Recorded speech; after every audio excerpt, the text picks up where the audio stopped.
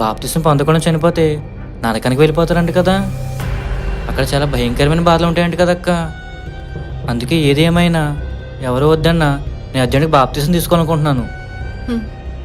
తమ్ముడు, నువ్వు మాట్లాడే మాటలకి నాకు నవ్వు వస్తుంది.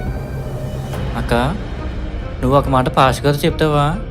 నేను అర్జెంట్గా బాప్తిసం తీసుకోవాలి, లేకపోతే నాకు నిద్ర పట్టేలా లేదు. బాగానే ఉంది తమ్ముడు. బాప్తీసం తీసుకోకపోతే నరకానికి వెళ్ళిపోతావని, ఇప్పుడు అర్జెంటుగా బాప్తీసం తీసుకుంటావా నీవు? అయినా ఏంటి, బాప్తీసం తీసుకుంటే పరలోకం వెళ్ళిపోతావు తమ్ముడు? ఎవరు చెప్పారు? అవును కదా అక్క, వాక్యంలో అదే ఉంది కదా. మార్కు సువార్త 16:16లో నమ్మి బాప్తిసం పొందినవాడు రక్షించబడును, నమ్మని వానికి శిక్ష విధించబడినని వ్రాయబడి ఉంది కదా. అయితే నువ్వు ఇప్పుడు బాప్తీసం తీసుకుని పరలోకం వెళ్ళిపోతావు అన్నమాట. అవునక్క.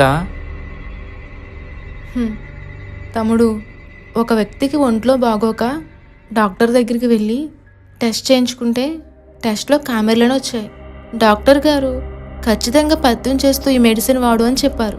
డాక్టర్ గారు చెప్పినట్లుగా ఇంటికి వచ్చి ఆ టాబ్లెట్స్ వేసుకున్నాడు, కానీ ఆ వ్యక్తి కొన్ని రోజులకే చనిపోయాడు. కారణం ఏమై ఉంటుంది తమ్ముడు? అదేంటక్క, కామెర్లు అంటే పత్యం ఖచ్చితంగా చేయాలి కదా.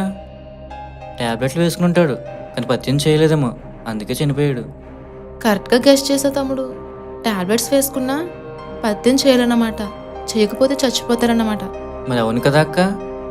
అయితే అపోస్తుల కార్యాలు 2వ అధ్యాయం 38వ వచనంలో ఇలా రాయబడి ఉంది: మీరు మారు మనసు పొంది పాపక్షమాపణ నిమిత్తము ప్రతివాడును యేసుక్రీస్తు నామంలో బాప్తిసం పొందుడి.